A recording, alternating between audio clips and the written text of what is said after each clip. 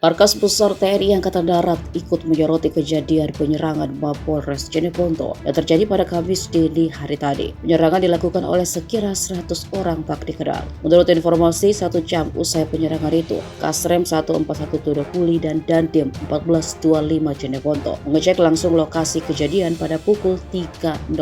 Kepala Dinas Penerangan TNI Angkatan Darat Brigjen TNI Hamim Tohari mengatakan, saat ini pihaknya tengah menyelidiki kebenaran kejadian tersebut sebagaimana dilansir dari Tribunnews.com, termasuk apakah ratusan orang tak dikenal itu adalah anggota TNI. Mapolres Jeneponto yang berlokasi di Jalan Pelita, Empowang, Jeneponto, Sulawesi Selatan diserang orang tak dikenal Kamis 27 April dini hari tadi. Akibatnya beberapa kaca ruangan pecah termasuk kaca masjid yang terletak di dalam Mapolres. Seorang anggota Satreskrim Polres Jeneponto juga menjadi korban dan kini dirujuk ke Rumah Sakit Bayangkara, Makassar.